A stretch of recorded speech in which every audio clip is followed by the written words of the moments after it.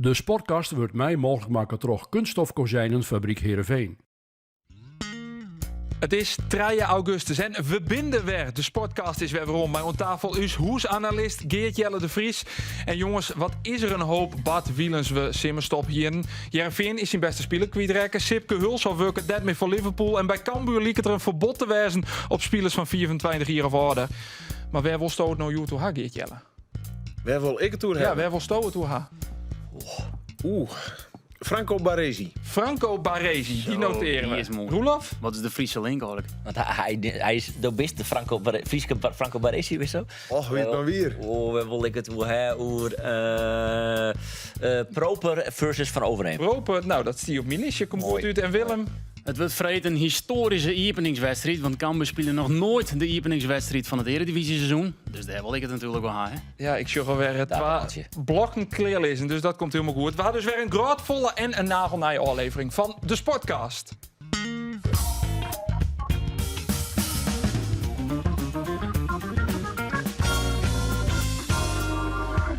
...63 dagen had het door. Maar we binnen er eindelijk weer, want komend weekend begint het nieuwe Eredivisie-seizoen. Maar Heerenveen en Cambuur. Mijn naam is Ander Faber en dit is de Sportcast van Omroep Friesland. Mij aan tafel Willem Vermeldvoort, Roelof de Vries en de man die beide Frieske clubs tjennen, Geert-Jelle de Vries. Welkom alle. Jongens, hoe wie hem simmer? Laten we daar maar beginnen. Nou, we zitten nog middenin, hè? Nou ja, als wij weer beginnen, is toch weer een teken van de simmer. Komt zo staan nog wat onder eind. De Ja. SKS had West, de PC leidt efter u. Ja, dat is net leuk. weer. Dat is weer. Nee. Nee, want ik dus al van een beetje podcast en die met het toch altijd. Ik zie dat op een camping in, ik wil nou een beetje, maar ik zie dat op een camping in Annecy. En dat is weer echt een lading Friesen daar. Dat wie appelskeer uit Huis, uit Balk, uit Twiesel. En al die jongens door de podcast. En dat tekst van, Roelof, net zo. Het is echt weer. Het is echt weer. Ja. Dat is een mooi maat, toch, Annecy? Dat is een mooi maar. Ja? Ja, een mooi maar. Mooi plekje. Ja. Wel heel lied. Dat wil ik wel heel, ja. Speel je in de Tata League trouwens, Annecy. Ah, Willem, hoe wie die simmer? Fantastisch, want ik ben 4 jaar verslagjouwer in mijn vrije tijd. En daar hebben we In de vrije tijd? In de vrije tijd. Daar hebben we Sint-Wurg een 4 kanon die het ene record nooit doorspringt. Dus elke wedstrijd denkt we, zou er nou eindelijk eens een Nederlands record springen. En hij komt heel die dichterbij. Germ Terpstra. Het is de Mondo Duplantis van het 4 zo maar het zijn. En elke keer als hij nou heen is, dan denk je, zou het nou zo is. Dus elke keer is een gezonde spanning als het een wedstrijd is. Dat is dan mooi. Hebben we die spanning ook een beetje voor komend weekend, jongens? Hoe zit het bij jou, Geert-Jelle? Oh, ik ben wel benieuwd hoe het gaat, ja. Ja. Een beetje spanning is er ook wel. Als Ja. de weerspanning bij Cambuur of bij Heerenveen? Nee, bij Cambuur. Ja, Ja, hè? Waar zit hem dat in? uiteindelijk was het verhaal mooi begonst. Die jeugdgiet van de selectie, er komt maar geen Nijs. En dan had je een beetje vast, hè? Ja, heel dol, omdat je begint in Excelsior, wat op papier een concurrent is. De weekend en Die Fortuna. moet je gewoon winnen. Je begint met 2, nou ja, cruciaal is wat betiert, maar wel belangrijke wedstrijden. Die eerste moet je winnen. Ja. Als die net winnen, dan is het sentiment direct verkeerd. Ja. Ja, Denk dus er leidt in die zin ook wel wat druk op natuurlijk. We lippen er al en uit. Hoe zit dat bij jou, Roelof? Want ja, dus het is erom bekend. Elke WK-wedstrijd had je Sjoen. Ja. Elke Tour de France-etappe. Ja. Nee, want zo ik week op vakantie, dus dan maak ik ruzie. Nee, ik kan wel voor het voetbal zien, maar er is dan zo'n depressief momentje. Hè? Dat is dan die mandies, nee, dat het WK en de Tour de France clear is. En Ja. ik in Wimbledon en nog geen US Open en het voetbalseizoen is dan net begonnen. Dus ik zit nou bij morgen Olympiakos en NEC. Nou, dan wil ik al wat vrolijker. Ja. En dan snij ik die 4, dan maar weer live van het radiootje door het verslag van Heerenveen Twente. En daar heb ik wel heel erg zin in. Vooral als ik Twente zeg spelen in Ferencváros. Nou, daar ben ik nog net heel erg warm van. Dus je kozen. Ik zou kosten. Nou ja. Ja. Alles begint weer. De Sportcast begint weer. Ja, dan beginnen we natuurlijk ook weer met de stellingen. Want ja, dat is natuurlijk net verhoren. Nee. Eerst is voor jou, Roelof. Johan Hansma had een grutte flaten maken door Joris van Overheem van minder dan €1 miljoen geen te letten. Ja. Ja. Geert-Jelle, Lars Lamboy, technisch manager van Cambuur, smiet Johan Plat in het jippen terug met San jonge selectie om het seizoen te beginnen. Nee. Nee. Willem, Sky Fink maakt het er dit seizoen minimaal 10 voor Cambuur. Ja, ik jammer het voordeel van de twijfel. Zo. Ja. Roelof, ik begreep net dat Sipke Hulshoff nou weer assistent is bij Feyenoord. Jawel, begrijp ik wel. Dat begreep je dat wel? Wel. Dus dan is het nee. Willem, dat Cambuur voor het linker richtje gaat, is een terugte ambitie. Nee. Nee. En de laatste is van Geert Jelle. De selectie van Heerenveen is er in kwaliteit op Efteruitgien. Laten we van positief uitgaan? Nee. Net Efteruitgien. Nee. Laten we het even op een richtje zetten. Bladi, Proper en Machine Ben Helle. Mooi naam trouwens. Mooie Ja. voetbalnaam. Ja. Schitterend. En Bakker van Overheem, Gurbus en Isaiah. Roelof, is het goed? Isaiah. Ja, misschien Ahmed is, hè, want dat misschien alles te klein of zij wel alleen nog Isaiah, ja, die bevoort. Grootste probleem is toch wel van Overheem, denk ik, of net? Dat hij voort is. Waardeloze transfer. Echt zonde. Ik vind het echt zonde. En ik nog naar een concurrent. Ja, oké. En goed, uiteindelijk is het wel uit te lezen. Heerenveen krijgt dan wat yield en Van Overheem die wil graag. Alleen dat is gewoon echt zonde. Ik bedoel, hij heeft zo'n goed seizoen eruit. Staat nog onder contract. En dan krijg je ongeveer 1 miljoen. En nog minder had ik 10 verhaal low mooi. Zo'n tonto, Roelof? Nou ja, dat weet ik net precies, want de clubs zich vaak net horen uit. Ik krijg nog helemaal Johan Hansma bellen. En ik luid hem voor. Ik zei, ik weet net zo goed wat ik nou vinden had van het feit dat Van Overheem van, Liverpool ergens tussen de 8 ton en 1 miljoen verkocht is. Inclusief bonussen zullen het rond 1 miljoen wezen. Johan Hansma zei, ik zit niet zo bedragen, maar ze hebben eigenlijk een beetje kiet spelen. Zo was het zien. Dus ze hebben eigenlijk voor Overheem verkocht en voor hetzelfde bedrag eigenlijk min of meer proper ervan waarom hellen. Dus zei je Johan Hans, maar ik weet net wat ik er van Fienemaat en hier aan tafel zei toe. Nee, hoppatee, ik Rutte Vlater. Ja, nee, maar daarom juist in mijn stem ik een enorme twijfel over het van ja of nee op die stelling.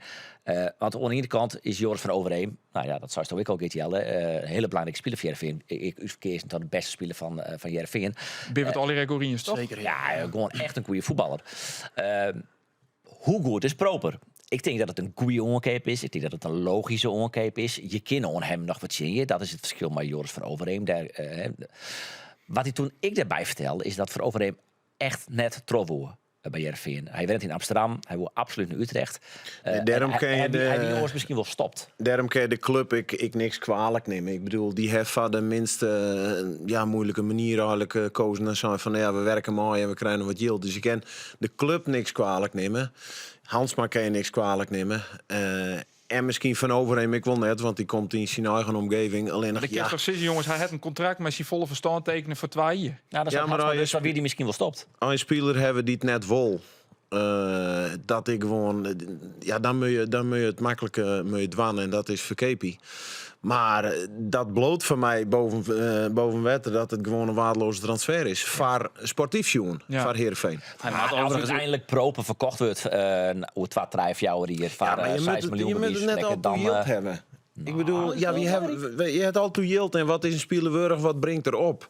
Maar vaak om het seizoen gaat het toch om het sportieve. Je wil leuk voetbal zien. En liever eerlijk wezen, Van Overheem hier, ik boeten het veld weer. Want wie een van de routiniers, reserve onvierde. Ja, proper jongens, is dat natuurlijk al je net. Als hij zelf fot wordt, dan houdt het toch op. Zo simpel is het toch. En hij heeft wel een contract in die. Maar ja, dan zou het ik stop. Ja, dan een contract. Linde wil ik wel fot, want die wil wel naar Braga. Die hebben al van het oude weekend van het 50 keer een body in. Maar ja, de VS uit we hadden onder contract. Dat hierbij voor Overheem ik in, maar dat luidt Halsma dus niet kijkt om je uit. En wie die misschien wel stopt. Ja, dat gaat wel heel veel natuurlijk. Daarom. Ja. Wat voor indruk had je van Proper kregen? Want die had al een sneurs in de buurt maken. Fantastisch. Zo, ja. Beter als Van Overheem. Ja. Dirk Proper in oranje. Oh. Ja. Ja. Nee, hij maakt wel indruk, vond ik. Vooral de eerste helft. De helft wie wel iets minder, maar wie Heerenveen sowieso slordig. En ja, inderdaad. Zwaluw maakt nog geen zomer. Die maar in je wedstrijd hier Volos, dat nog net bepaald volle weerstand ben. De nummer 8 van de Griekse competitie. Ik vind het wel een leuk voetbal aan het zien. Dat vond ik bij NEC ik al. Alleen nog... Nou ja, dat is misschien wel leuk om even naar te kijken. Hij laat zelf even uit waarom ik van Heerenveen nou van NEC eigenlijk, waar die verste basisspeler is, hoe stapt is nou naar Heerenveen? Ja, Heerenveen had zich al best wel op tijd gemeld, ook omdat de kans er wel in zat dat Joris zou vertrekken. Ja, en eigenlijk was voor mij wel heel snel duidelijk wat ik wilde. Dus, Ik denk dat veel mensen denken bij Dirk Proper, hey, dat was die jongen die via Jong Oranje in de baas kwam bij NEC. Mooie, rooskleurige toekomst tegemoet. Die was eigenlijk te goed voor Heerenveen en die speelt nu eens bij Heerenveen. Hoe zie jij dat zelf eigenlijk? Eigenlijk twee kanten. Aan de ene kant klopt dat misschien wel, maar aan de andere kant is NEC als club natuurlijk ook enorm gegroeid in de afgelopen jaren. En dat heb je afgelopen seizoen gezien met een derde plek. En daar maakte ik op een gegeven moment gewoon wat minder speelminuten. En, ik zit wel op een leeftijd waar ik gewoon veel wil spelen. En Heerenveen gaat me hopelijk de kans geven om meer minuten te maken. Dus dat was eigenlijk voor mij 1-1-2 dan. Ja, hij kan 1 op 1 van Overheem vervangen, Tingst?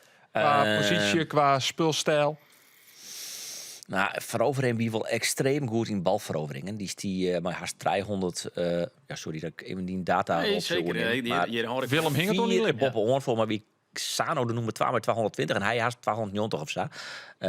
Dat is wel echt een kwaliteit. Ja, dus dat Ik vind ik moeilijk. Ik zag hem net achterin spelen. Zat Van Overheem dat ik Nee, kom. ja, maar Van Overheem had ik maar 2-3 wedstrijden dienen. Ja, oké, maar Dat hoorde je ook die net er wel meer heel toen goed. trouwens, hè? Nee, maar bij Utrecht wilde dat wel. Ja. Oh, Ja, heb had ik, er overigens klopt, dien, ja. want ik wie bij de oefenwedstrijd, besletten oefenwedstrijd van Cambuurtje in Utrecht. Toen wie die transfer Wage van Overheem. En op vreet wie hij Vottendaleks basis. En toen koest wel vernemen dat hij toch nog even hier en daar wel echt wennen moest. Want hij wie net goed in die oefenwedstrijd. Hij verleerde echt per keer bal. Dat ik echt dacht van, Jervin moet je in de hand klappen dat er fot is. Als de voorskiernis net wist. Maar daar wie er echt niet goed, nee. Oké. Oefenwedstrijd, hè? Ja, daarom, dat zou het niet vallen. Maar toch... Net z'n volle. wat zit er verder nog om te komen, Roelof? Qua transfers bij Heerenveen? Hast een idee? Ja, en nog een onvaller. Dus ze willen nog een vleugelonvaller erbij, Helly. Nou, hij ze dus die machine, hij zal hellen. Die spelen even links boeten, Chin Volos. In principe de stand-in van Vente? Ja, dat is de spits. De speler die hier is van Angers. Bij een optie dat Cape. Dus daar wonen ze graag in. Talentvolle speler die ze mogelijk ontwikkelen kunnen en eventueel naar onloeken kunnen. Maar die spelen nou links boeten omdat Rivera en Ooyen blesseerd binnen. De kans is wel vrij groot dat hij wel fit binnen van de wedstrijd in Twente. Dat geldt zeker voor Oliver Brouwer, die even rechtsback speelt. Of even blesseerd wie werd er ook maar echt brengen op een rechtsbackpositie spelen. En ze willen dus nog invleugelonvallers, Helly. En dan ben ze maar Machine en Proper ben ze eigenlijk best wel op die wedstrijd. En Bladi dan nog natuurlijk als linksback. En ik denk dat dit dan wel wat langer het worden gaat. Dat laat Johan Hans maar ik even nu. Hij zei, we kennen natuurlijk nou Wolling in Helly. Maar we gaan ook een beetje in achterhollen dat er misschien nog wel Lutsen wordt opspelen. Dus op dit moment is er één club concreet van Linde. Maar voor alle Braga. dus Braga. Van alle orenspelers. Net van de Trensko, net van een Brouwer, net van de Zacharias. Geen clubs die daadwerkelijk een bodding hebben of een officieel melden hebben bij Heerenveen. Brouwers, Kersten? Mocht dat nog gebeuren, dan hij natuurlijk als technisch manager in je achterrollen van ja, mocht dat gebeuren, dan kan ik iets meer uit jou van die eventuele vleugelonvaller. En als ik dat nou al uit jou, dan zit ik om je salarisplan vast en dan. Tot wanneer mooie spelers voor KP? 12 september. Dat is En de dan transfer 1 minuut voor Tolven natuurlijk. Dus dat is op een waage. Deze waage. Is het vorige jaar ik in de laatste week een drok geweest? Dat weet ik Ja, eigenlijk niet meer. smoor er ook sterker nog. Als we dan ook Cambuur hadden, die had in de laatste week nog Sjeustrand, Verra en Bouwhellen. Dus toen in de laatste week ging het pas echt los. Dus er kan nog heel veel Dat gebeuren. was een goede week. Dat weer een hele goede week, ja, zeker. Dus dat zou het nog een heel slot doen. Maar ik heb een vraag. Hoe groot achter de kans dat Linde dan bloedt? Want dat is toch, 6 miljoen, toch? dat is toch een bedrag? Telegraaf meldde 6,5 miljoen inclusief bonus. Het laatste bod, het 5e bod. Ik weet wel dat het laatste bod op Vreetjong binnenkwam is. Johan Hansma wil niks is over bedragen, maar het wil dat klopt. En of het dan meer is of minder, geen idee. Maar stel wie vullen. En zij zijn best wel kritisch. Dus ik, die contract ligt nog rond 2029. Waarom zoeken hem nou verkeepje? Misschien wil Linde wel voort. Ja, Linde wil ik wel fot. Maar ik denk niet dat Linde het type van Overheem is in dit geval. Ik denk dat hij wel... dat is wel een rustig, kalme jongen. En dat hij nog een ierbloem had. Dat idee krijg ik. Weet natuurlijk net precies wat er tussenin speelt. Ik kan me net zo splitsen nog. Maar goed, dat is nog een maand, hè? Dus ja, ik vind het verbazingwekkend dat er nog geen enkele club melden had van Jacob Tretsko. 13 doelpunten. Nog een assist leuk. Ja, dat is toch wel heel bijzonder van een onvaller van Heerenveen dat er nog een ding is. Maar Brouwer vind ik een hele goede rechtsback. Zacharias had het goed die. Daar zijn Kersten en Luc Brouwers. Ze hebben wel. Ze zijn heel 4 Heerenveen, maar een club van Luc Brouwers. Maar had Luc Brouwers zelf uiteindelijk de stekker uitlusten.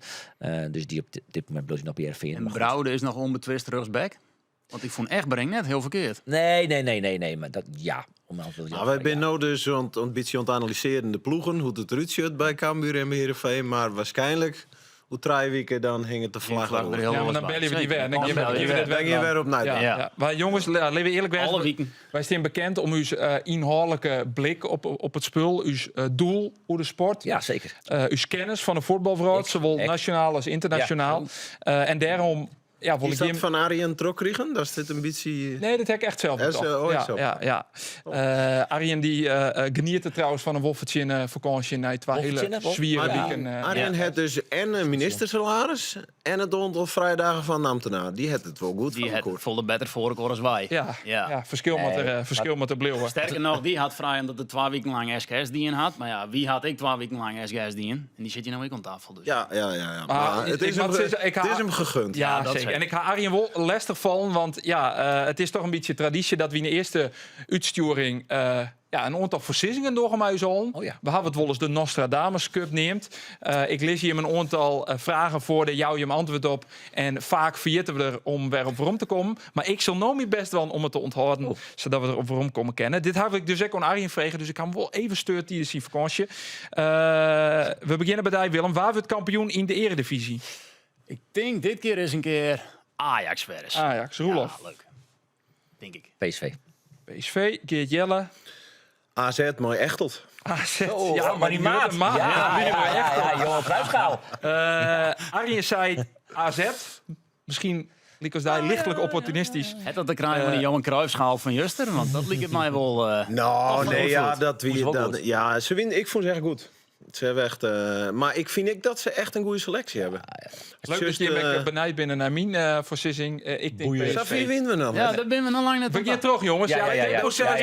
Ja. En nou, dan heeft jij juist de bedachte of wel naar de Johan Cruijffschaal? Nee, dat is zelfs naar de Johan Cruijffschaal. Ik ben wel een beetje schrokken hè, van PSV. Van het niveau, Ja, maar hier is natuurlijk al die spelers die van het WK waarom komen, die zitten op de bank. Die Nou, mag PSV nog boeien werd optreden. alweer even in de kamp. Dat is ook zo. Devin Sprutsen. Nou, Roelof, vertel dan maar. Op wat voor plak eindigt het Jereveen? 8e. 8e. Geert Jelle. 5e.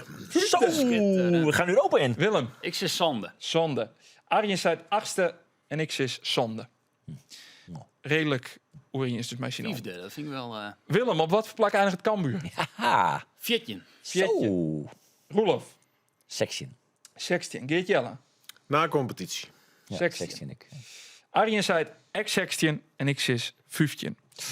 Want, ja jongens, laten we eerlijk wezen, wij zitten dus 14, 15, 16 Cambuur. Maar bij de club zelfs had ze het heeg in de bol.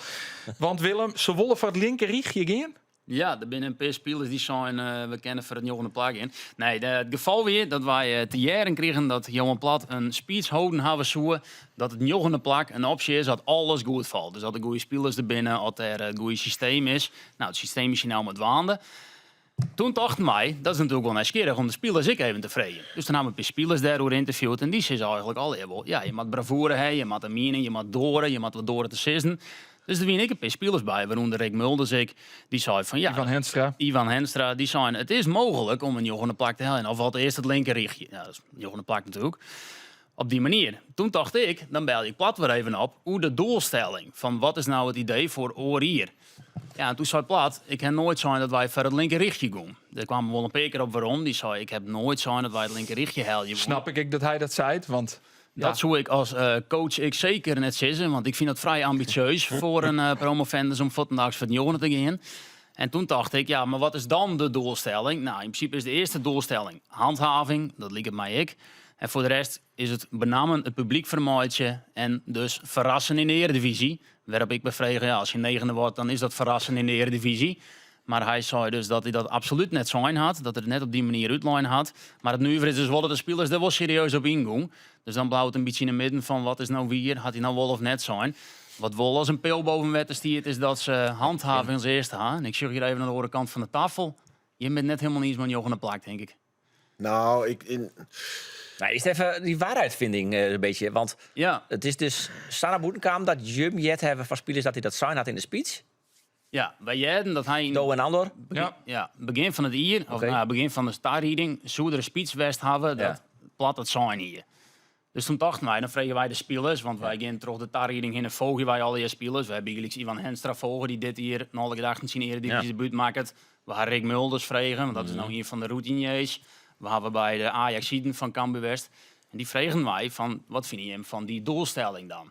En die zijn al, nou ja, dat is serieus wel een optie. Dat is serieus ook wat dan. Die zijn al net, waar je die speech nooit hebt, waar je nooit de jaren kregen dat wij net zijn, dat we joggende worden zoen.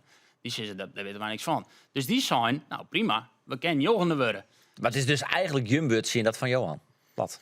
Nou, laten we dan positief wezen, want Takom Wieke zit hij om deze tafel. Dus dan Ja. kunnen we... Ik denk dat hij het gaat ontkennen. Ik heb Dat ook had hij zo'n dus eigenlijk al die in. donkerbruin Ja, maar vermoeden. dat had er dus al die in, hè? Ja. Let dat voorop. Maar jongens, laten we de transfers van Cambuur even op een richtje zetten. Jetten, Costarelli, Van de Pavert, Fink, Amash en El Argui Benay.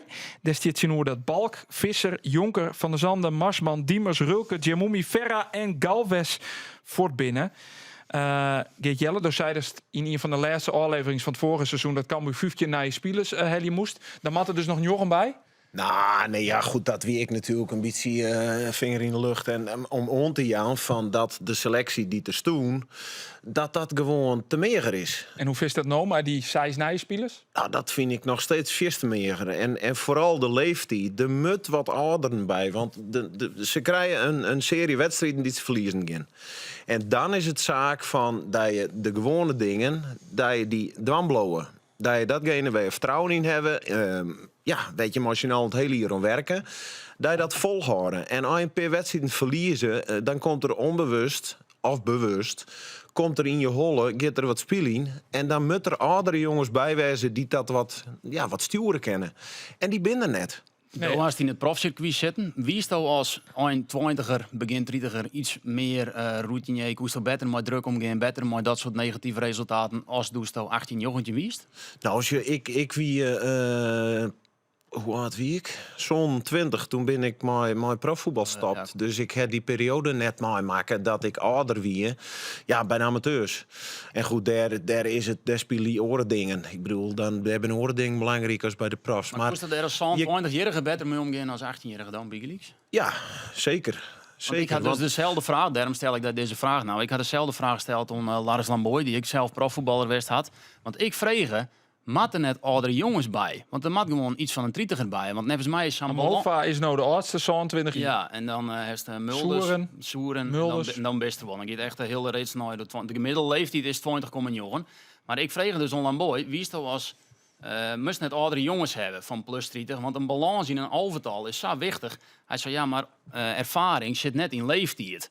Dus ik Nee, zei, dat ze zei, Soeren is heel ervaren, want die had al heel volle wedstrijden in de KKD spelen. ja, en dan zei ik dus, maar hier is dat zelf als profvoetballer net. Als je op het einde van die carrière meer, beter met druk omkoerst, maar minder resultaten, wat Git Jelle nou zei, als 18 jaar, zei nee, daar had ik geen last van. Maar sorry dat ik het even onderbrek. We hebben 3 augustus en 2 september in het jaar. Ja. Ze hadden contact gewoon met spelers als Travest, Romani, Jurius. Dat zijn al die spelers op die leeftijd. Clement. Dan komt het toch nog. Ja, dan komt het toch nog. Ja, maar ja, Ja, ze oké, beginnen maar het in het is wel Excelsior net. en Maar een week dan- later het in Fortuna. Ja. Dus de kist ik zitten van ja, dan maar wat meer betalen, maar wel in die eerste wedstrijden waarin we dus concurrenten zien komen, een betere selectie. Ja, want ik ken ook het gevoel, maar misschien zul je hem dat oors dat Johan Plat een beetje in de dip flikkeren wordt. Dan- Van dan- nou ja, succes, red die er maar mee. Dan maar wat meer betalen is natuurlijk ook al een vrij groot probleem bij Cambuur. Want het is natuurlijk net een van de hoogste spelersbudgetten die daar. Nee, maar ja, soms moet je risico nemen om uiteindelijk, ja, als je erin blijft willen, zul je een beetje risico nemen, Matt. En dan zul je misschien jeder ietsje meer betalen, Matt. En dat budget dan, dat je er jeder steen, dat je dus beter binnen het in Excelsior en het Fortuna. Ja, tja, maar het komt er dus op Del, zolang de transfermerk, nou, Big Leagues, PSV, Ajax, die hadden nog op trainingskampen, wist die net daarin niet zitten. Zolang het tegen jongens afval is het voor Cambuur heel dreig winkelje. Dus ik hier daar inderdaad, dus ik maar de technisch manager Lars Lamboy hoor. Van hoe is het nou eigenlijk dat dan die transfermerk pas tegengiet, als er al 4 wedstrijden wist binnen. En dan zei hij dit hoor. Ik denk dat dat voor elke club vervelend is dat dan nog ook spelers kunnen vertrekken. Hè. Dus het kan zijn dat er dan nog aan spelers getrokken wordt waar je liever niet wil. Dus het is niet ideaal dat het transferwindow eindigt als je al in competitie bent. Maar elke club heeft daar last van. En wij staan niet bovenaan de piramide. Dus het is een utopie om te denken dat wij de eerste competitiewedstrijd selectie volledig hebben staan. Maar Willem, ja, Dan dat er nog 4 bepalende spelers bij komen, maar wat ze zeggen. ja. Maar er komt een nieuwe speler rond, toch? Want Sami Ja. Bouhoudane, 18 jaar. Oh ja, 18 jaar. Ja. Al is alweer de hoop dat er 34 was. Nee, hij is 18 jaar oud, Sami Behoudane. Ja, Komt van jong PSV. Ze kunnen net zeggen dat hij samen rutineerd komt, want dan is de hele tarieding om miljoenen gong. Ja, daar ben je zo volle langer in geïnteresseerd. Maar die ziet bij PSV nog wel even op de wip van... kan hij nog aansluiten bij het eerste halftal of net? Had dus nog mooi west op trainingskamp, mooi het eerste halftal. Is hij toch weer afvallen bij Peter Bos. Maar het geval is wel dat PSV hem eigenlijk lauwer net kwijt wil. Maar ja, Behoudane had nog een I-contract. En die zei, ik wil ze stadig gewoon toch wel echt... graag een stapmaatje uit de KKD wil. Dus ik wil graag naar de Eredivisie daar. Het voor vind ik de reden west. En dus hebben ze die nou, zat het lieket toch echt in huis? Of wie vreet op die het erbij wezen zal is de vraag. Want het moet nog wel ouder worden. Dan moet hij zelf nog keurd worden. En dan is altijd nog de vraag, als het voor dadelijk zijn jongen inpassen die op tongetje binnen erin komt. Dat weet je natuurlijk ik nooit of hij dan op vreed spelen kan. Hoop ik voor die net, want Fink maakt het zie je meidje. Dus die maakt in de basis beginnen. Ja, dat zou eventueel dan de concurrent van Fink worden. Als ik vrees, misschien kan er iets achter spelen. Want Fink is iets meer, ik nog soms hier nog wel een noemer 10 daarachter. Ja. Dus dat zou ik nog kennen. Dus dat is dan de vraag natuurlijk. Maar wist werd ik eigenlijk me het meeste zwaar genoemd bij Cambuur? Dat er in de bestuurslagen te min voetbalkennis is. Daar zie ik me zwaar genoeg. Want als er nou juist... En ik denk dat een goede trainer is. Plat. Zat ik dat nota ding jet en Sjoen heb ik daar vertrouwen in. Je moet hem het vertrouwen, ja, vind ik. Maar hoe hij communiceert, hoe de doelstelling en hoe ze dat bereiken willen, dan denk ik vanuit bestuur hielden ze dat van tevoren nou kaarten met. Zag je wij communiceren. Want ja, teleurstelling is het resultaat van een verkeerd verwachtingspatroon. Hoe kan je nou... Hij had het net zo, maar goed, jochende. Als alles goed valt, ja, als alles goed valt, wil je kampioen. Dat is natuurlijk, dat vind ik een manier van communiceren. Hij zei, ik wil en aanvallend voetbal, ik wil het publiek vermoeien. Johan Cruijff voetbal? En ik wil punten hellen. Ja, sorry, maar dat is als promovendus toch compleet onmogelijk. En ik snap wel dat je een manier van voetballen hebben dat je zegt van sap, gaan wij het dwan. Alleen nog je keer richting de boetewacht en de supporters kun je dat net zo op die manier zeggen. Want dat gaan ze net redden. Dat is net zo moeilijk. Dat weten wij maar ze verhouden. Dat gaat gewoon net gebeuren. En dan denk ik van, als je naar je trainer omstellen, dan hier ik als bestuur zijnde, hier ik zijn van oké, wat gaan wij, het zijn de pers en het zijn het publiek en het zijn onze supporters, hoe communiceren wij wat de bedoeling is? Ja, en dat nou hebben ze dus, wat ze wel elkaar hebben, dat het Lamboy ik wil handhaven, maar we willen verrassen. Ja, oké, dat is een prima doelstelling. Maar hij het zijn, wij willen overwicht op het veld, wij willen het publiek vermoeien. Ja, dat kent toch net? Ja, dat alleen nog een keer wel, maar of dat kind in combinatie met een jochende plak. En of het realistisch is inderdaad, dat ze wel afwachten matten. Nou, dat zullen we afwachten met alsjeblieft. Nee. Nou ja, we hebben dat natuurlijk dat Cambuur de vorige keer promoveerde, is Cambuur uit mijn holle, is Cambuur toen jochende eindigen. Dat wie het beste resultaat ooit. Toen kwam Cambuur extra keer uit de KKD. Wie een orenploeg. Het was pas. Ja, maar ik zei net dat ze net verrassen kennen. Maar als toen iedere wedstrijd zoist van ik wil dominant wezen, ik wil het overwicht op veld hebben, ik wil het publiek vermoeien en ik wil winnen. Ja, dan sluit je de eigen van de realiteit. Zo de vraag is, wat is verrassen? Dat is natuurlijk de vraag. Ja. Nou, verrassen is in mijn eigen dat ze erin blowen. Nou, daarom. Dus als er dan in bloot, staat het goed in. En ieder plakje daarboven is gewoon geweldig. Ja. En als je dat van elkaar krijgt en je krijgt het publiek wat achter kent, een prachtig seizoen worden. Ze hier net volle uitspraken maken. Ze hier gewoon handhaving, punt. Nou ja, en dat is een punt waarvan ik zeg, er zit te weinig voetbalkennis in het bestuurslagen.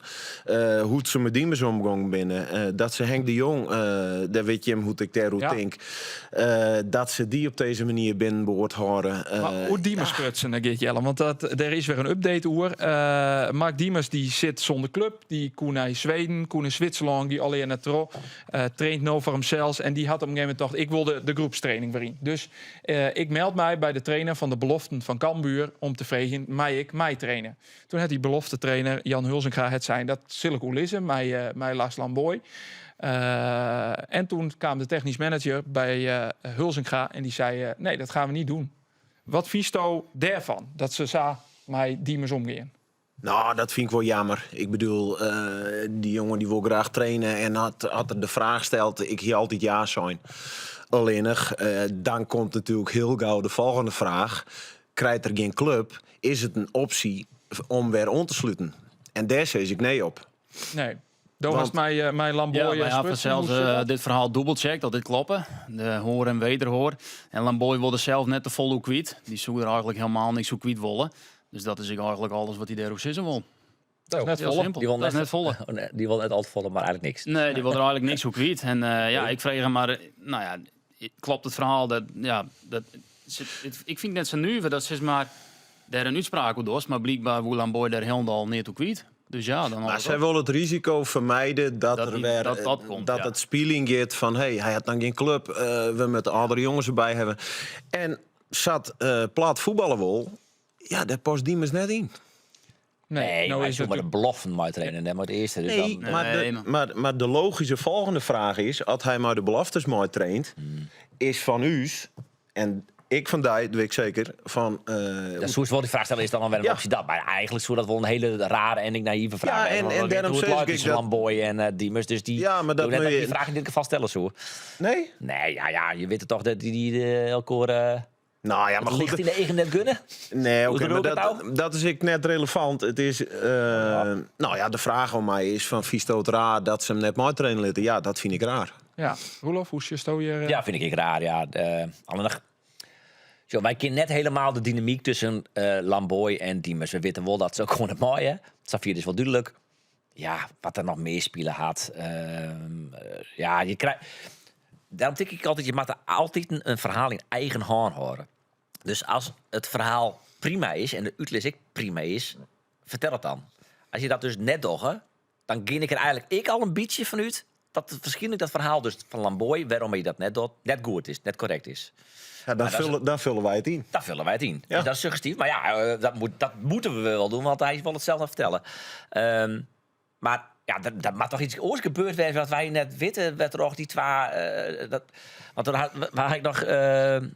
die misschien toch niet te jen kregen bij zijn ontslag. Dat hij gewoon altijd weer onsluiten mocht. Of dat hij altijd weer bij de club welkom weer. Ja, omdat het een echte clubman, jong van de opleiding, 2 keer promoveert. Een ambassadeur voor de club die het altijd welkom Ja. is bij de club. Ja, Maar hij dat is hier niet dus. mooi. Hij is mooi. Nou ja, maar spul dat is wel duidelijk voor het gong. Ja. Cambuur. Ja. Dan vreegt hij vervolgens, ken ik dan eventueel mooi trainen mooi de onder 23. Ja. Dan is het vanuit Lamboy, in dit geval perspectief, dan net zo nu dat hij zei, lauwe net. Ja, maar waarom wil hij het net uitlezen? Wat is het dan uit? Ja, dat Hij is, kent toch zeggen van, nou ja, wij zijn op een vervelende manier uit elkaar gegaan. Wij willen de dynamiek van het eerste elftal waar we net Ja. verstoren. Zo moeilijk is dat dan Dat net? hij wijt misschien niet meer heel hoor. Dat hij even zegt, oh, man, trainen, goh, veel stom. Ja, weer stom. Maar ik wel logisch, want ze kennen hem ook. Oké, doe je volgende onderwerp. Ja. En nou gaan we het al wat 10 minuten hoor. En Ja. Uiteindelijk is het het een gepasseerd station en toch, toch komt is het weer om. toch speelt het er iets. Ja. Lamboy had natuurlijk enorm goed hoe je selectieverliening vaststelt. Dus op dat dat hij je gebied daarvoor hebben we, denk ik, al de vertrouwen. Ja, precies. Hebben we daar zeker. vertrouwen in dat het nou werd dat. Zeker. Maar ja, communicatief we man. We hadden dat linkerrietje verhaal gewoon, we hadden het Diemers verhaal, maar we hadden natuurlijk wel meer van zulke soort dingen gewoon. Vorig jaar, hoe de Man, doelstelling man. die ik zag, dat Henk de Jong zei A en Lamboy zei eigenlijk B. Dat Ja. prutse correctie in, dat kwam ik net lekker uit. Nee. Nee, het is wel een veromkerend thema. Is het bij Jereveen naar rustig? Had je dit vergelijkje met hoe het in jou gaat? Ja. Saai eigenlijk. Ja. Dat weer hem. Mooi. Nou, Jongens, we gaan eens. mooi. Ja, dan je we natuurlijk ding ziekje. Als wij net horen leuk. krijgen. Ja, Roelof, waar we het onvieren bij Jereveen? Maas Willemsen, dat waar ik wel wat geld op in te zetten. Zo. Ja, wist waarom? Nou, Omdat hij in de tariening ik heel vaak gewoon via de weg staat. Alleen het is dan net officieel. Dus ik kan wel even een spelletje follows lessen. Of wat ik wel als onvierder. En ik had nog even check bij Veldman. Zei, nou, we gaan het officieel nog net bekendmaken. Daarop ik zei, nou, ik durfde wel €10 op in te zetten. Ik zei, nou, misschien ook wel meer. Dus nou ja, die kans is natuurlijk heel groot. En Maas interviewde ik zelf, weet ik dat ik wel een beetje vernuut. En die voelde het wel bijzonder dat hij dat wilde mooi. Zo ben ik wel wat geruchten over hem, over clubs als Feyenoord die er misschien interesse in hem hebben. Maar ik heb wel echt het idee dat hij van hemzelf ik bepaald had van ik wil eerst echt de man worden bij Jereveen. Hij had natuurlijk Vlinier die gigantische stap al maken van de Graafschap naar Jereveen. Nou in onvierde worden bij Jereveen een bepalende man wijzen en dan eventueel een stap maken. is het Oelijn mij Brouwers? Want die rekt hem dan kwijt. Toch echt een dingetje, denk ik. Ja, vraag heb ik net steld. Nou, Stoom zou stelt, denk ik, goh, ik dat misschien vregen matten. Aan de andere kant, ja, het is wel een beetje Maar een is- ABC'tje, want Brouwers speelt het net. Nee, is Brouwers nog onbetwist basisspeler? Nee. Ja, nee. Nou ja, dan Dan is is het het logisch, een ja. aanvoerder. Ja, dus dat is logisch. Maar hij wie voor hier ook geen onbetwiste basisspeler. En toch, In het begin wel. ja, in het begin wel, maar dat die- was het seizoen toen zelf niet de natuurlijk baan. minder. Ja. Ja. Nou, Moet het ik de van baan. over even. Dus Brouwers die accepteert dit. Nee, dat weet ik net. Maar dat lijkt mij wel. Maar dat is het weer invullen. Ja. Ja. Ja. Nou ja, net systeemde dat het bij Heerenveen dan heel saai is, onnota. Misschien ook wel lekker als het vergelijkt met de onrust in Ljouwert. Kunnen wij in ieder geval de meeste wel verblieden met 2 kaartjes van Heerenveen in FC Twente. Want die maaien wij weer voortjan.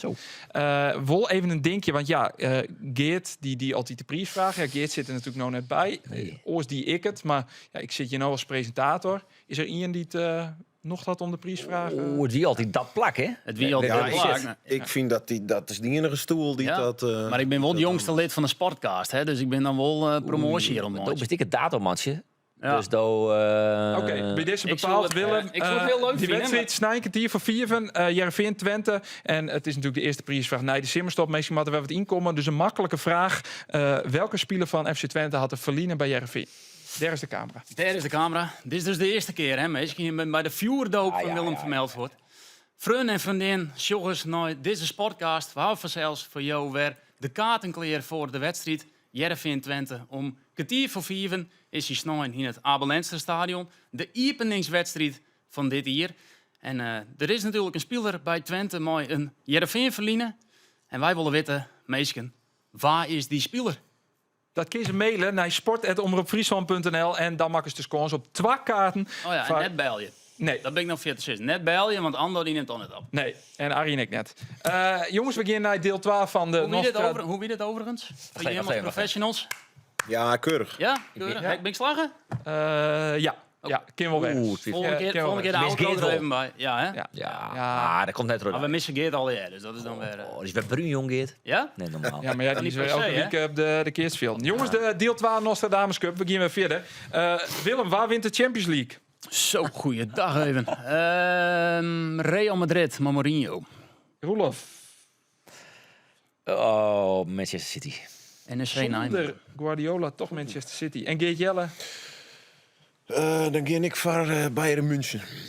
daar sluit ik maar bij on. En Arjen zei FC Barcelona.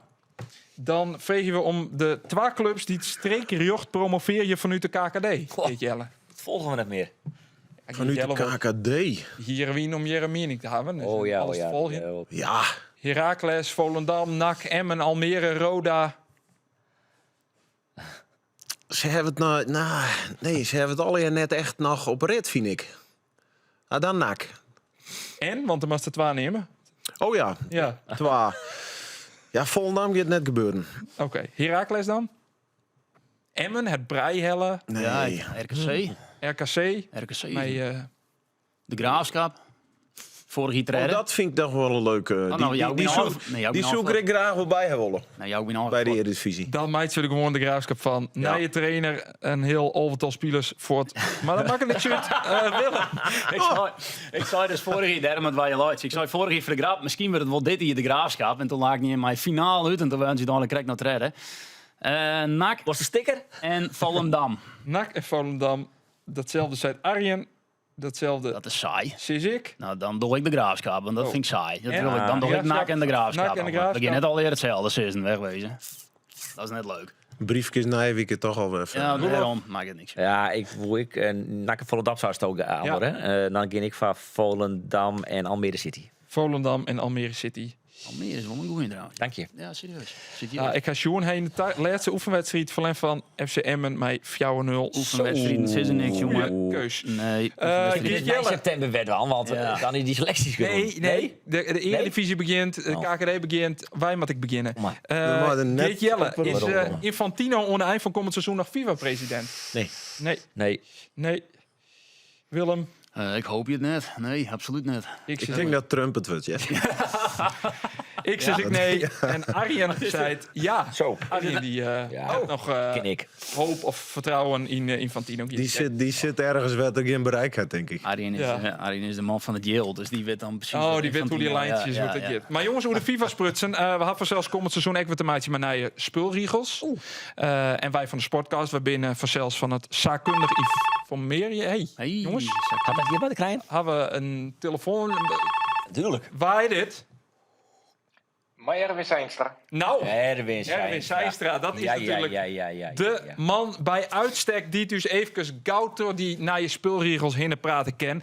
Want Erwin, vertel eens wat voor oren het er al hier voor u komend seizoen. Nou ja, we hebben natuurlijk al wat kunnen zien bij de WK. Hè? De binnennaai spulregels al tapast. De meeste die passen wij daar hier in het Nederlands betellen voetbal. Nou, het tiertrekken hè, bij inworp en bij doelskop. Hè, de 4 seconden regeling. Dus als de scheidsrechter op een gegeven moment denkt van hey, dit gaat te lang door, dan fluit het hij en dan gaat er uittellen. En dan bij een inworp gaat de inworp naar de orenpartij. Ja, daar vind ik wat van. Daar Mag ik is nog er niet wat breken, Erwin? Of vind ik nou Ja, fatsoenlijk? tuurlijk. Nee, brek maar in. Ja, die 4 seconden vind ik heel mooi. Aanpakken. Maar het is dus wel zo, Erwin, voor de duidelijkheid. Ja. Eerst fluitje Ja. en dan nog 4 seconden. Ja, Kisto, daar was invloeden bij de FIFA. Want Infantino aan connecties. Kisto dan uit de oorregel. Gewoon 5 seconden. En net pas vanaf het moment dat die scheidsrechter fluit. Want dan kan het alsnog 10 of 12 seconden wezen. Ja, maar daar was het zoals het bij het voedsel is. Ja, kijk als bij het voedsel. Ja, nee, dat hebben ze dus net in. En de FIFA bepaalt het net. Het is de IFAB. Dat is de spelregelorgaan. Die bepaalt dat. En die het zei van, het is wel om het vertragen zien te gaan. Maar als de scheidsrechter vindt, als die van mening is dat het te lang gaat worden, ja, dan gaat pas die 4 seconden niet. Oké, ik vind dit echt al te lang door je van je spulregel. Roelof, bedankt voor die inbreking. Wat hebben we meer, Erwin, voor verhorings? Nou, bij de wissel. Op het moment dat het boert omheen gaat en de speler die eruit gaat, die heeft in de gaten dat hij eruit moet, dan heeft hij 10 seconden om het speelveld te verlaten. Gebeurt dat net binnen 10 seconden, dan moet de speler die er oors in zou komen minimaal een minuut wachten. En dan pas bij de volgende spulonderbreking maar hij erin. Dus als hij pech heeft, kan hij wel 3 minuten aan onze kant staan. Ah, dat is mooi. Ja, goeie zaak. Ben we het al in meer, denk ik. Er wie ook nog iets met keepers en tiertrekking, toch? Hoe zit dat? Keepers en tiertrekken, bedoel je de doelskop? We hebben het kijken hoe hier. Nou, ik zit het verkeerd naar tiertrekken. De blessure, de fake blessure, zeg maar. Om even de tactische time-out, à la de hydration break, zeg maar. Om even het spul stil te lezen, zodat de coach even gauw wat rug zetten kan. Ja, in Engeland, in de Premier League, is dat een regel worden. Safir ben wij nog net. In Nederland volgt dat wel. Hoe dat gaat. UEFA het rek, die denkt rek hoe nou om dat te gaan aanpassen, maar het is nou nog net definitief een regel worden. Maar het kan best wezen dat binnen nou en een paar weken dat we ook in Nederland zeggen dat een regel wordt. Dus als een keeper een blessure. Want dat is wel een van de volgende regels. Die ik een blesseerde speler, als die behandeld is, dan moet hij ook naar de kant en dan moet hij een minuut wachten.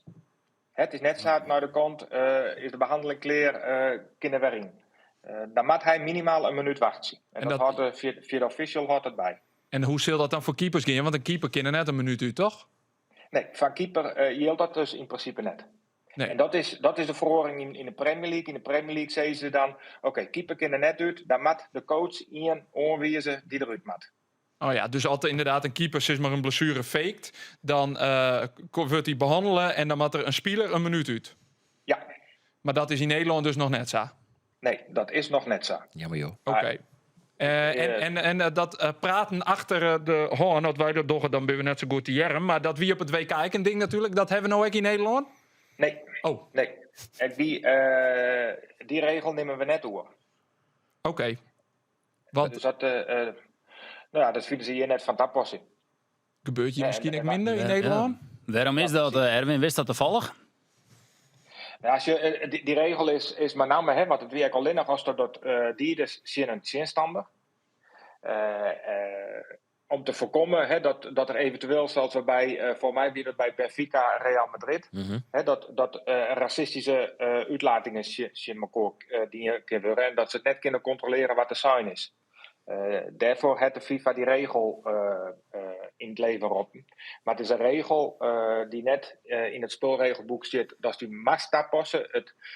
Dus de meest het tapassen. En Nederland, maar ook de UEFA, het besluit om dat net door te nemen. Binnen via nog dingen, Erwin, waar wij als verslagjouwers natuurlijk van komend weekend, maar ik de meesten op de tribunes rekening mee horen matten. Nou ja, de bevoegdheden van de VAR is verhoren, hè, met name de tweede gele kaart. Hè, dus we hebben voor mij 2 jaar gewoon bij Ajax AZ dat er een onterechte tweede gele kaart doen waard. Dat er AZ maar een man minder moest. Daar moet de VAR nou dus voor ingrijpen. Mooi voor niks. Ja. Ja, dat is wel een hele goeie. Maar dat deelt dus alleen nog van onterechte tweede gele kaart. Stel dat de tweede gele kaart wel terecht is, maar de eerste gele kaart wie onterecht, ja, daar kunnen we niks in doen. Binnen denkst du al je verbeteringen, Erwin? Of hast du ook zoiets van, deze regel hier mij net hoeven? Ik heb net een regel erbij waarvan ik zei dat hier aan mij net hoeven. Want uiteindelijk, we klagen heel vaak dat het soms wel wat te lang wordt. Maar doelskoppen, inworp is wat minder. Dat valt wel wat mee. Maar met name de doelskop. Maar ik maar spelers als ze wisselt moeten worden, dat het te traag gaat. Ik denk dat dit alleen maar de snelheid van het spultje ten goede komt. En volgens mij hebben we dat ook wel zien op een WK. Dat dit soort dingen wel helpt in de snelheid van het spul. Is dit een regel die je graag invieren worst zelf? Dat zou je van, nou, dat zou nog mooi wezen. Dat zou de gunste wezen van de voetbalsport. Nou, ik ben zelf, vind ik het ook nog steeds mooi om op Sneunemoorn voor de voetbalvereniging te fluiten. Dus dat doe ik ook regelmatig. Ja. Ik ben heel erg bias met de 10-minuten regeling van een gele kaart. Want dan is het gewoon lik op stik beleid. En ik zou dat echt in het betellen voetbal wel willen zien. Ja. Want dat was met die straft. En als die een speler al voor 10 minuten nog aan de kant zit en dan horen die begint echt nog commentaar te leveren. En ze maken maar Jochem al verder. Dat vielen ze met 10. Dus persoonlijk zou ik dat echt in betellen voetbal wel willen zien. Dankjewel Erwin, dat je weer even doorheen praat hast. Wij moeten studieboeken weer in om dit alweer uit de hollen te leren. Voor in dit geval Willem, Vrete Joen en Roelof Snijder-Midje. Praat voor jezelf. Dank je, Silk. Erwin, wat wordt die komend weekend die eerste wedstrijd? Daar zit ik als coach op de tribune ergens.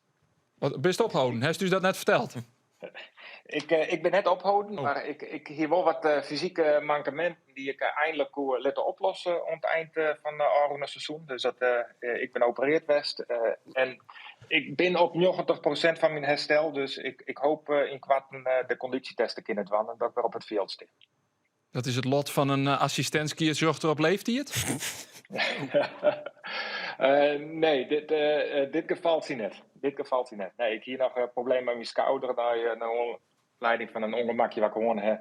Nou, dat hebben ze eindelijk kunnen verhelpen. Dan zullen we daar hopelijk in augustus dus weer op de Nederlandse voetbalvelden. Bedankt Erwin, dat is dus even een uitlijn hast waar wij op letten moeten. En mochten we wat wezen dit seizoen, dan best vanzelfs weer de eerste die het weer bellen. Graag dienst. Succes. Dankjewel. Erwin Seinstra, de assistent skiertzuchter. Het Iersknien van Dron Riep. Geert Jelle, Franco Baresi. Oh ja. Ja. Wie is er weer vergeten? Nee. Oh, Nee. Watje dat hij mocht. Ja, nou nee. Maar goed, die is... neem je eens mij. Ik ben begin 30. Ik heb hem net meemaken. Wat voor voetballer? Waarom Nou, wat we het nou hebben? nou, die man is overleden. En dat is een voetballer die we nooit weggingen. Want het zijn leven lang bij een club voetbalt. Het is ik een beetje van mijn kant een beetje jeugdsentiment. Het wie het Italiaanse voetbal op en top, dat wie de wereldtop toen. En hij had volgens mij zo'n 100 zoveel wedstrijden bij Milaan spelen. Dat zullen we net meer. Als ze een goed seizoen hebben, dan worden ze naar een orenclub. Ik al hebben ze nou een nieuw contract, dan worden ze naar een orenclub. Of dan was ophouden? Of ons ophouden. Zij is het Sint-Wurg. En dat wie een speler, dat wie het gezicht van Milaan. En Gullit zou het mooi is. Dat is onvoerder van mijn leven of zou hij er zijn. Dat hij voor altijd mijn onvoerder. Ja. Maar het is een icoon uit zijn tijd. En iets wat we nooit weer mooi zien gaan. Want de allerbeste, ik wil zitten bij de beste club. Ze gaan toch nog een keer ergens oorzinnen. Nou ja, dat wie vroeger een beetje oors. Wie Maldini ging het hele leven. Ja. Maldini had ik zijn heel leven. Als het Milaan had Milaan. overigens een stadion in Milaan. Mij een keer heen als voetballiefhebber. Nooit nog ken. Fenomenaal. Ja, Nooit nog ken, want hij ja, sloot. echt heel Dus mooi. toch dat vooral heel gauw. Maar ze hebben daar een museum, het AC Milan Museum. En daar komt ze dan binnen en dan hing je dan de shirt van Baresi en Maldini. Jonken ook, want ze gaan dan die het samenspelen. Ah jongen, dat is echt fenomenaal. En dan komt die Gitsik, die gaat dan wat vertellen hoe Baresi, jongen. En die praat een mooi een passie, hoor, alsof het God op aarde is. Nou ja. Dus wat Gert Jelle krijgt, zei, dat is fantastisch. Dat vullen ze er al. Ja, dat is Maradona had ik zijn dat het de beste verdediger is, waar hij zijn voetbal laat. Zeker. Maradona het zei. Ja. Kind dus wel Zo'n had. clubhelden eren. Willem, openingswedstrijd. Ja, dat heb ik onderzoek naar die in. Ja. Statistisch onderzoek naar die in. Ik doe dit net bewust dat het wat onder eind van de uitsturing zit. Nee. Dat we wat kniepen kwartiert. Ja, maar dat dat is begrijpst, hoor de gong erin. Ik hou de gong erin. Maar ik kreeg dus kritiek bij de Philips kansen. Want dat is ik een heel groot sportcastpubliek ben ik achter. Want ze zijn alle, ja, dat is de min mooie Heerenveen-statistieken. Dus ik heb voor dit hier 2 schriften. En ik had dus onderzoek die naar de openingswedstrijden van Heerenveen en van Cambuur in de Eredivisie. Heerenveen had er 34 en Cambuur had er 9. Goed zo. Overigens, dat is nou de vraag. Wist u hoeveel van die 9 wedstrijden Cambuur woen had? Nee, dat weet ik net. Geert Jelle. Dit Ollie van die tiert al, Van hè? de 9 wedstrijden. Hij is trouwens net mooi die. Ik had het nog nooit gezegd. Ingen. Roelof, Geen idee. geen 1. Ze hadden er geen 1 woen. Ze hadden er 0. zo'n league spelen. Zo, En 12 verlen. dat is net volle. Dus dan kerst van komende weken zeggen. Ik denk dat ze league spelen. Dat wie de statistische onderbouwing van mijn uitkomst. Ja, bij deze Onkomende Excelsior, of Cambuur Excelsior, we vullen een trui in. Wat maar wie invullen bij Heerenveen Twente? Heerenveen wint. Ja? Ja. Want dat is op ook basis van- statistisch pensioen van die Nou, 34 dat is keer. op basis van die statistische inderdaad. Want Heerenveen had dus van de 34 wedstrijden 14 woen. Dat is 41%. Dus ze winnen haast de helft van de wedstrijden. En de rest is league en verliezen. Ze verliezen amper, overigens. 22%. Dus Heerenveen wint. Nou, weten we dat ook. Hoe voor sissen sprutsen heren. Poeltjes, hè? Teams, meidje is heel die populairder. Wij willen toch zien als autoriteit op het merk van Heerenveen en Cambuur. Waar moeten we van deze beide clubs in uw poeltje, in uw team opnemen komend seizoen? Qua spelers. Ja? Van Cambuur, van Heerenveen? Ja, Trensko is natuurlijk de man met de doelpunten en assist. Toch kies ik denk ik van Delle Vente. Ja, ik. Maar dat? Maar Ja, van mij wel. Ja? Maar Of ja. verdomd vaak Ja. in zit. Of Ja. zelfs dat we net zo vaak in binnen, maar eigenlijk weer wat haast altijd in is. Maar Vente dus. Ja. Ja, onbetwiste eerste spits. Goeie tarieting gewoon. Ja, meerveld zoeken. Diepste middenvelder. Maas Willemsen had als verdediger best wel een heeg aantal expected goals. Maar had voor mij nog nooit gescoord. Ja, mag ik het zo in net. Dus in potentie kan hij heel goed scoren. Oké, Vente dus van Heerenveen, van Cambuur. Ja, ik denk dat... Ik ben dat wat dreig. Ja, boven. Ja, Behoef sowieso. Dat zit als een peel boven wetter. Ik dacht misschien nog Jetten, een heel onvallende linksback. Ja, heel Komt er- onvallende komt er linksback. als Zo ik linksback, ik bij het middenveld, beetje zoals Galvez. Jansen pakt oprecht ik een heel soort bal. Maar ik denk met deze speelstijl dat er juist ik ben een heel soort balletje in krijg. Dus dan is dat ik weer een beetje voor het effenen. En ik denk die Hamas, die is heel rap. Dat heb ik net vaak jongen. Dat is een beetje Lukaku snelheid wat hij soms op de mat loopt. Maar ik twijfel wel een beetje aan zijn rendement. Het is net ook zoals hij shit elke bal in de kruising. Maar dat is wel niet best op letten, Maas. Ik noteer Heerenveen, Vente en Cambuur boven. Nou, dit hebben we al je Dat verdiend doorneemt staat Trensko zeker. om de meeste Ja. nou, misschien ik Meerveld, ja. Nee, want ik zie ze dat ik onnota op Vente zit. Nog even gauw Sipke Hulshof, assistent bij Feyenoord, Begriepstad. Ik kwam René Hakenacht in bij Heerenveen Volos. En ik hier een putje die in voordat hij naar Feyenoord kon. Dus ik kwam nou voor het eerst wedstrijd in. En ik zei, ja, ik had je nog willen waarschuwen over Persie. Ja, hij lag hier al niet zo goed, dus ja. En hij zei, ik heb veel geleerd. Veel geleerd. Maar hij is daar natuurlijk vol. Nou, hij zei nog wel volle meer. Maar de weekend klik maar van Persie, dat is wel duidelijk. Nee. Maar- Sipke, ja, die had nou net meer maar van Persie te krijgen. Maar het Sipke ambitie om ooit zelf te doen? Ja, dat wie wel een beetje het gerucht. En toen Van Bronckhorst dat Sipke als hoofdtrainer weer zo en Van Bronckhorst als assistent. Uiteindelijk blikt het andersom te wijzen, maar volgens mij is het wel zo dat Sipke echt een beetje de leading man is op het veld en Van Bronckhorst meer de manager. Maar Ja, ik ben benieuwd wat Slotwang gaat. Want die gaat dus nou net naar het Nederlands elftal. hey, Ja, als hij straks gaat hij naar, weet ik veel. Inter Milan werd op een gegeven moment neerbeloofd, toch? Of zo? AC AC Milan. Milan. Ja. Stel nou dat hij naar zijn club gaat. Dan zie ik misschien als hulp. Hier misschien achteraan. Ja, beter. Het is maar kijken wat je wollen en wij verstaan. Als je in Nederland bleef wollen. Wat, ik weet wat er al hier nog meespeelt. Maar dan zit ik in. Nou, hij komt mooi Slot mooi naar AC Milan. Dan zit ik in. Nou, dat nog even afwachten. Maar ja, dat hing het van heel veel andere factoren natuurlijk aan. Maar Dooshuis, hij wordt leading man. Maar Van Bronckhorst wordt dan de man die het naar de boetewereld het vertellen mooi. Ja, net volgens mij is maar goed, ik heb dat zal hij- geen Feyenoord training zien. Zal hij dan net zo op die manier zeggen? Net volgens mij is Sipke de field trainer en is Van Bronckhorst de manager. Ja. Een beetje Engels, Dat is wel vaak, Engels natuurlijk. model, ja. Ja. Nee, maar misschien eerder wel de ideale assistent. En moet dat ik net wollen. Hoe je het die horen? Reinders? Pepijn? Leinders. Leinders. Ja. Die had Ja, het die één keer had bezocht Meulensteen. inderdaad. Die bij had ik NEC. proberen. Ja, En dat zou mijn Sipke natuurlijk misschien ik zou wijzen kennen. Alleen nog uit net proberen. Had het nog net bezocht. Dan weet je het ik net. Nee.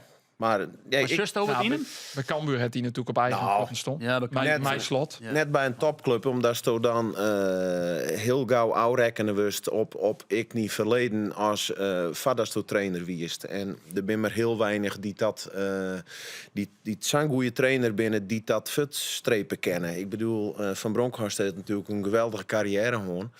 Die zal in beginsel minder kritiek krijgen als Sipke Hulshoff als hij der hoofdtrainer is. Dus ja, bij een topclub zeg ik Sipke net gauw als hoofdtrainer. Maar Jerry Friesland wel. Ja. Nou ja, en misschien is ooit nog mijn slot mij of inderdaad voor een keer in Friesland. Dat zou natuurlijk erkennen. Dit weer maar weer, jongens. De oren zit er al haast weer op. Lekker man. Oh. Ja. Ik wil zien die volgende keer. Viel het wel goed om hier weer te zitten? Ja, dat viel als thuiskomen. Ja, ik vooral snijden ik weer zin.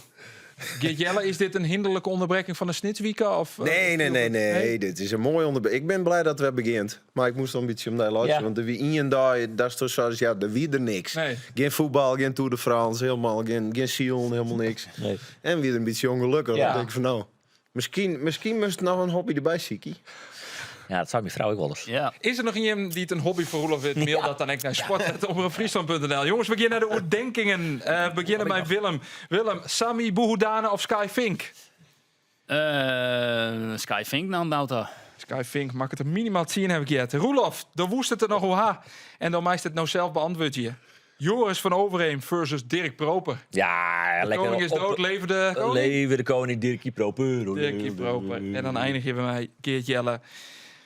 Mark Diemers of Lars Lamboy? Ja. Nee, daar ken ik geen keuze-emotie. Want ik ken ze persoonlijk beide net. De wist, daar komen we net op waarom. Nee, daar komen we net op waarom. Dus vind ik Overigens, het... is dit een stelling van Dai of is het een stelling van Arjen? Nee, Arjen riet alles in de puntjes. Nee. Ik lees het al in gebruld. Dit riekt Arjen aan alle kanten, moet ik eerlijk zeggen. Oh, dat is net zo. Nee, maar ik heb inhoudelijk heb ik er niks hoe zijn wie het gelijk het. Nee. Ik vind wel dat je als club zijnde dat ze er net goed mee omgaan binnen. Dus, Dus ik moet kiezen. dan moest kiezen. Komen er niet op We de... komen er niet Ik ben op er al te terug. vol op waarom gaan. Als we nooit denken, wie is het minst just van de twee? Nou ja, ik zie ze beide nooit, maar ik geef voor de positiviteit binnen de club. Ja. Dus zeg ik Lars Lamboy. Lars Lamboy, mooi. Ontzelf via deze aflevering van de Sportcast. Geert Jelle, dank dat is de wist. Kom binnenkort graag een keer weer. Dan antwoord je weer wat vlugger. Komende weken dan krijgen we op een ei heen gebezitten. Want dan zit je dus op de stoel van Geert Jelle. De nieuwe haattrainer van Cambuur, Johan Plat. Graag contact om weekend. Hoi. De Sportcast waard mij mogelijk maken door Kunststof Kozijnen Fabriek Heerenveen.